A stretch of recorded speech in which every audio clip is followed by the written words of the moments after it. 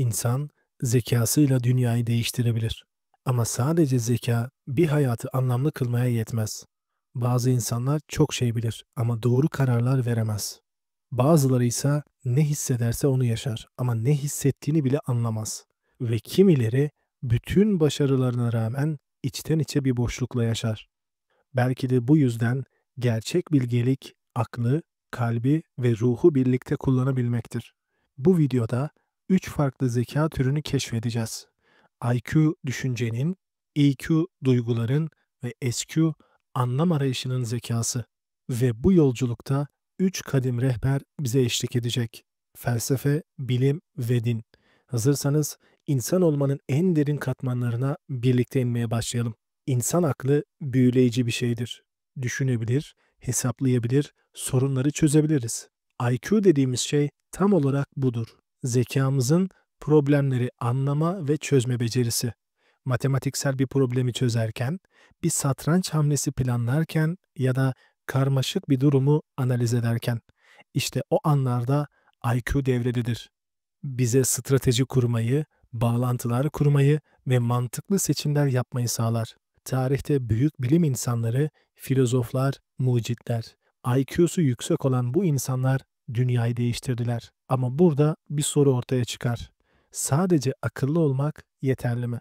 Amerikalı psikolog Louis Terman, 20. yüzyılın başında yüzlerce üstün zekalı çocuk üzerinde yaklaşık 50 yıl süren bir araştırma yaptı.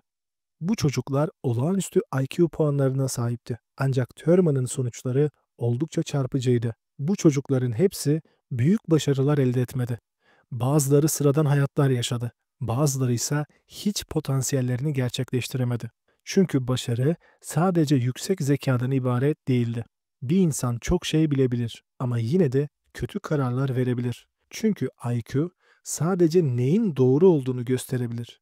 Ama neyin doğru hissettirdiğini ya da neyin anlamlı olduğunu söylemez. Yani IQ önemli bir pusuladır. Ama insan olmak sadece mantıkla değil, kalple ve ruhla da ilgilidir. Hazırsan şimdi bu pusulaya duyguların yönünü ekleyelim. İşte burada devreye EQ yani duygusal zeka girer. Bazen biriyle konuşuruz ve onun sadece ne söylediğini değil, nasıl hissettiğini de anlarız. Bir arkadaşımız üzgünken kelimelere ihtiyaç duymadan bunu fark ederiz. Ya da öfkelendiğimiz bir anda derin bir nefes alır, kendimizi tutarız. İşte bu duygusal zekanın ta kendisidir. EQ, duyguları tanımak, anlamak ve onlarla sağlıklı bir şekilde başa çıkabilmektir. Hem kendi duygularımızı hem de karşımızdakinin duygularını fark etmeyi sağlar. Sadece ne bildiğimiz değil, nasıl hissettiğimiz ve başkalarına nasıl hissettirdiğimizdir duygusal zeka. Bir örnek düşünelim. Bir okulda iki öğrenci aynı sınavdan düşük not alır. Biri hemen öfkelenir, öğretmenini suçlar ve konuyu kapatır. Diğeri ise önce hayal kırıklığını fark eder, sonra neyi yanlış yaptığını anlamaya çalışır. Bir gün sonra öğretmeniyle konuşur, eksikliklerini öğrenir ve yeniden çalışmaya başlar. İkinci öğrencinin farkı sadece bilgi seviyesi değil, duygularını yönetme becerisidir.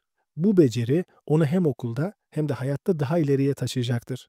Duygusal zeka insan ilişkilerinin temelidir. Empati kurabilmek, öfkeyi kontrol edebilmek, kırmadan konuşabilmek, doğru zamanı hissedebilmek. Tüm bunlar zekanın başka bir boyutudur. Steve Jobs'ı düşünün. Sadece yüksek IQ değil, aynı zamanda insanları etkileyebilme, onları motive edebilme becerisi var. Bu nedenle EQ, iş hayatımızda da çok büyük bir öneme sahiptir. EQ'su düşük biri, yüksek IQ'su olsa bile iş hayatında zorlanabilir. Çünkü insanlar arası ilişkiler başarı için kritiktir. Hatta biri işten çıkarılacaksa muhtemelen EQ'su yüksek ama IQ'su normal olan birinin işten çıkarılma şansı EQ'su düşük ama IQ'su yüksek olan birine göre çok daha düşüktür. Bilgi önemlidir ancak bir olabilmek, bağ kurabilmek ve birlikte hareket edebilmek bir iş yeri için çok daha önemlidir. En genel anlamda başarılı olmak için sadece zeki olmak yetmez. Duyguları anlayıp yönetebilmek de en az bilgi kadar değerlidir. Peki SQ yani ruhsal zeka nedir? Dana Zohar ve Ayn Marshall tarafından tanımlanan SQ, hayatın anlamını arama, değerlerle yaşama ve derin bir içsel bilince sahip olma becerisidir. Bu sadece akıllı ya da duygusal olmak değil, aynı zamanda yaşamda bir amaç edinmek demektir. 1900'lerin başında uçak yapımı için yarışan iki taraf vardı. Wright kardeşler ve Samuel Langley'nin ekibi. Samuel Langley, ABD hükümetinden yüksek destek alan bir bilim adamıydı. Harvard'da makam sahibiydi ve üst düzey bağlantıları sayesinde iyi eğitimli insanlardan oluşan bir ekip kurdu. Buna karşın Wright kardeşlerin maddi destekleri sınırlıydı ve bilimsel eğitimleri de yoktu. Ama onların ruhsal zekası çok yüksekti. Yani anlam ve amaçla dolu bir tutkuları vardı. 1903'te onları tarihe yazdıran ilk başarılı motorlu uçuşu gerçekleştirdiler. Bu sadece teknik bilgi değil, içten gelen inanç, azim ve değerler sayesinde mümkün oldu. Langley'nin denemeleri başarısız olurken Wright kardeşlerin ruhsal zekaları onları zafere taşıdı. İşte bu yüzden yaşamda gerçek başarı ve mutluluk sadece ne bildiğimiz ya da ne hissettiğimizde değil, aynı zamanda neye inandığımız ve ne için yaşadığımızla da ilgilidir. Hayatınızda çok zeki ama mutsuz ya da çok duygusal ama yolunu bulamamış biriyle karşılaştınız mı? Ya da anlam arayışında olup pratikte zorlanan insanlar gördünüz mü? İşte IQ, EQ ve SQ tam da bu yüzden birbirinden farklı ama birbiriyle bağlantılıdır. Zekamızın sadece bilişsel ve duygusal yönleri değil, aynı zamanda ruhsal boyutu da vardır. Ruhsal zeka yani SQ hayatımıza derinlik ve anlam katarken IQ ve EQ'nun daha sağlıklı ve dengeli gelişmesine de destek olur.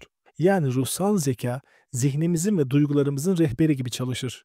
Kararlarımızda, ilişkilerimizde ve yaşam amacımızda bize yol gösterir. Bu üç zeka türü uyum içinde olduğunda gerçek başarı ve mutluluk mümkün olur. Peki ruhsal zeka bu kadar önemliyse onu geliştirmenin yöntemi nedir? Anlam arayan ruh üç kapıdan geçer. Felsefeyle sorar, bilimle keşfeder, dinle kök salar. İnsan sadece düşünen bir canlı değildir. Aynı zamanda hisseden, arayan, anlam yükleyen ve kendini aşma kapasitesine sahip bir varlıktır. İşte bu yeti ruhsal zekanın temelini oluşturur. Ancak SQ kendi başına bir akışta gelişmez. Onun gelişiminde üç temel dost, üç kadim yoldaş vardır. Felsefe, bilim ve din. Bu üç alan SQ'yu sadece beslemez, onu şekillendirir, sınar ve derinleştirir. Felsefe, SQ'nun ilk kıvılcımıdır. Çünkü anlam arayışı her zaman bir soruyla başlar. Ben kimim? Hayat nedir? Doğru olan ne? Gibi sorular ruhsal zekanın ilk nefes alışıdır. Sokrates'in ölüm pahasına sürdürdüğü sorgulama tutkusu, Platon'un idealar dünyasında yaptığı yolculuk, Kierkegaard'ın iç sancılarla dolu tanrı arayışı. Tüm bu çabalar ruhun en derin yerlerinden yükselen bir anlam ihtiyacının dışa vurumudur. SQ felsefeyle öğrenir ki hazır cevaplardan çok doğru sorulara sahip olmak önemlidir. Felsefe bize temelde doğru sorular sordurarak görmeye başlamamıza yardım eder. Ve işte SQ da bu görme biçiminin meyvesidir. SQ yalnızca insanın içine değil, dış dünyaya da bakar. Evrene, doğaya, yıldızlara. İşte burada bilim devreye girer. Bilim, SQ'nun dış dünyayla kurduğu anlamlı ilişkidir. Newton'un düşen elmasıyla başlayan merak, Einstein'ın zaman kavramını bükmesi, kuantum fiziğinin gözleyen, gözleneni değiştirir ilkesiyle şaşırtan gerçekliği. Tüm bunlar evrenin sadece mekanik değil, anlam yüklü bir yapı olduğunu gösterir. Biz de bilim aracılığıyla fiziksel evreni inceleyerek nasıl sorularına cevaplar buluyoruz. Ancak neden sorusunu bilim aracılığıyla sormuyoruz. Çünkü evren neden var sorusu fiziksel evrenin ötesine geçeceği için bilimin cevaplaması gereken bir soru değildir. Neden sorusu bizi soyutluğa sürüklediği için genelde felsefe ve din aracılığıyla bu tarz sorulara cevaplar verilir. Carl Sagan'ın dediği gibi aslında biz yıldız tozuyuz. Bu cümle sadece bilimsel bir veri değil, aynı zamanda SQ için varoluşsal bir aydınlanmadır. Ruhsal zeka, bu evrende rastgele bir varlık olmadığını, bir düzene, bir amaca, bir hikayeye ait olduğunu hissettiğinde gelişir. Aksi halde evrende onu anlayabilmemizi sağlayan bir işleyiş olmasaydı, onu incelememiz bizi bir gerçekliğe götürmeyeceği için yaptığımız incelemeler anlamsız olurdu. Ruhsal zeka yalnızca bilmekle ya da sorgulamakla yetinmez. O, inanmak, kök salmak ve değer üretmek ister. İşte bu ihtiyacı din karşılar.